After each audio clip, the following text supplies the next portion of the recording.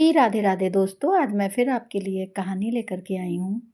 एक चोर चला श्री कृष्ण भगवान को लूटने। एक गोवर्धन डाकू नाम का चोर था। एक दिन राज कर्मचारी उसे पकड़ने के लिए उसका पीछा कर रहे थे। वह उनसे बचने के लिए एक भागवत कथा के पंडाल में घुस गया। राज कर्मचारी वहां तक पहुंचे, लेकिन उन्होंने सोचा कि एक चोर सत्संग में नहीं आएगा, और ये सोचकर वे वहां से चले गए। पंडाल में वो चोर कुछ घंटों तक कथा सुनता रहा। कथा में श्री कृष्ण के बाल रूप का वर्णन हो रहा था। कथावाचक ने कहा, ठाकुर जी अभी 7-8 वर्ष के बालक हैं। बालक श्याम सुंदर रोज सोने की छड़ी और सोने का मुकुट धारण करके गाय चराने जाते हैं। चोर तो था ही, और सोने की बात सुनकर उसके कान खड़े हो गए। उसने सोचा, एक बालक जो अकेले वन में गाय चरा रहा हो, उसे लूटना तो बहुत आसान होगा। कथा समाप्त होने के बाद वो डाकू कथा प्रवक्ता के पास गया। व्यासपीठ पर गया, जो कथा सुना रहे थे उन पंडित जी के पास गया और पूछा, जिस बालक की आपने कथा सुनाई वो कहाँ मिलेगा? व्यासपीठ वाले बाबा जी समझ गए, पंडित जी समझ गए कि इस व्यक्ति पर ठाकुर जी की कृपा होने वाली है। उन्होंने उससे कहा, बेटा वो तो बहुत दूर वृंदावन मथुरा में रहता है। उसके पिता का नाम नंद बाबा है। चोर ने कहा, ऐसे नहीं, पूरा पता बताओ। मैंने अच्छों अच्छों को लूटा है, ये तो फिर एक बालक है। इस पर कथा प्रवक्ता ने जवाब दिया, अरे वो चोरों का भी सरदार है, तुम उसे इतनी आसानी से नहीं लूट पाओगे। डाकू बेहद अभिमानी था और उसने कथा प्रवक्ता की बात सुनकर कहा, मैं कसम खाता हूँ, जब तक उस बालक को लूट नहीं लेता मैं पानी नहीं पीऊंगा। अब पंडित जी ने मन ही मन सोचा, अब इस डाकू का उद्धार निश्चित है, क्योंकि हमारे प्रभु इतने दयालु और उदार हैं कि यदि कोई उन्हें लूटने के इरादे से भी उनके पास जाए तो वो स्वयं को लुटवाने के लिए तैयार हो जाते हैं। चोर ने श्री कृष्ण का पता पूछा और उन्हें ढूंढने के लिए निकल पड़ा।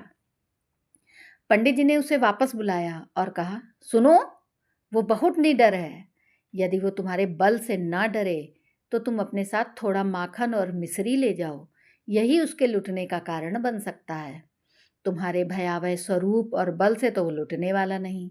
डाकू ने कुछ माखन और मिश्री ले ली और ये निश्चय किया कि वो श्री कृष्ण को लूट कर ही रहेगा।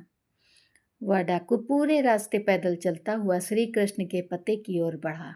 डाकू अपने नियमों का बहुत पक्का था। उसने पूरे रास्ते पानी तक नहीं पिया। आखिरकार वो वृंदावन के पास पहुंचा। वहां उसने कुछ चरवाहों को देखा जो अपनी गायें चरा रहे थे। उसने श्री कृष्ण के बारे में उनसे पूछा। उसने कहा, श्याम सुंदर नाम का वो बालक कहाँ है जो सोने की छड़ी लेकर, सोने का मुकुट पहनकर, सोने की करदनी बांधकर गाय चराने आता है? चरवाहों ने उत्तर दिया, वो तो पहले के युग की बात है, जब भगवान ने गोपाल रूप में अवतार लिया था। ये सुनकर डाकू ने कहा, नहीं नहीं, ये तो एकदम ताज़ा खबर है। मैंने कुछ दिन पहले ही इसके बारे में सुना हूँ और तभी यहाँ आया हूँ। तो मुझे भटकाओ मत, मैं स्वयं ही श्याम सुंदर को ढूंढ लूँगा। वो बेचारा भूखा प्यासा कई दिनों तक पैदल चलकर आया था। जब किसी से भी पूछता, वे कहते, ये तो बहुत पुराने समय की कहानियां मात्र हैं।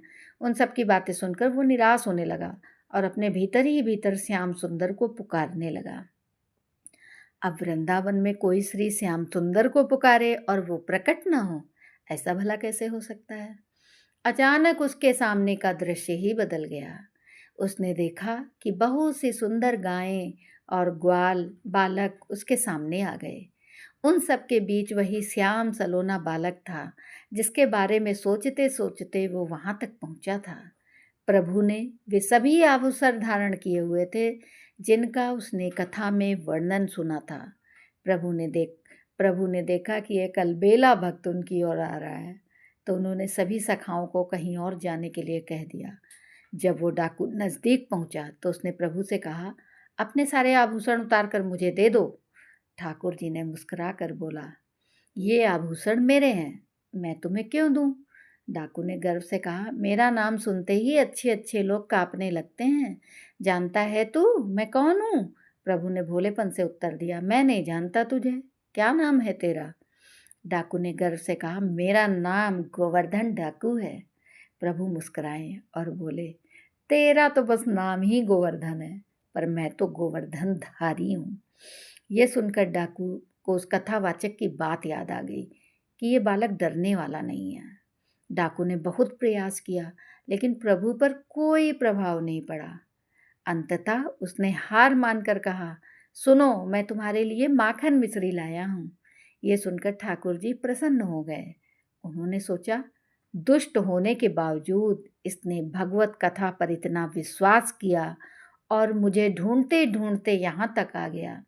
ठाकुर जी ने माखन चखा और मुस्कुराते हुए कहा, तू भी इतने दिन से भूखा है, ये बचा हुआ माखन खा ले। इसके बाद प्रभु ने कहा, ये सब आभूषण ले जा। मेरी मैया के पास बहुत आभूषण है, वो मुझे नए आभूषण पहना देंगी। जब उसने प्रभु का दिया हुआ प्रसाद खाया तो उसके सारे विकार नष्ट हो गए, उसके भीतर की दुष्टता समाप्त हो गई और वो प्रभु की कृपा से बदल गया। उसकी आंखों से आंसू बहने लगे। वो प्रभु के चरणों में गिरकर रोने लगा। ठाकुर जी ने फिर कहा, ले जाए ये सारे आभूषण। लेकिन उसने हाथ जोड़कर कहा, प्रभु, मैं आपको छोड़कर ये आभूषण कैसे ले सकता हूँ? ठीक उसी क्षण उसकी मृत्यु हो गई और वो प्रभु का नित्य सखा बनकर उनकी सेवा में पहुंच गया। तो ये कहानी आपको कैसी लगी, हमें कमेंट करके अवश्य बताइएगा। उस चोर ने तो सिर्फ एक संत की बात सुनी कि एक कन्हैया नाम का बालक है जो गायें चरा रहा है। वो उसे ढूंढने चल पड़ा। उसने प्रण लिया कि जब तक भगवान नहीं मिलेंगे वो पानी तक नहीं पिएगा। और दूसरी तरफ हम हैं, हमारा जीवन धीरे धीरे व्यतीत हो रहा है, लेकिन हम अपने समय और ऊर्जा को भोग विलास में व्यर्थ कर रहे हैं।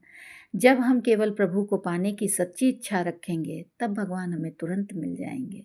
हम लोग ज्ञान सुनते बहुत हैं, समझदार बहुत हैं, हमें पता है कि क्या नहीं करना चाहिए, लेकिन भजन ना होने के कारण हम उसको अपने जीवन में उतार नहीं पाते हैं। नाम जप शुरू करो, अभी भी बात बन जाएगी। आज एक निश्चय करो कि मुझे इस मार्ग पे चलना है, पाप नहीं करने हैं, किसी को दुख नहीं देना है, किसी का अहित नहीं करना है, तो आपका मंगल शुरू हो जाएगा।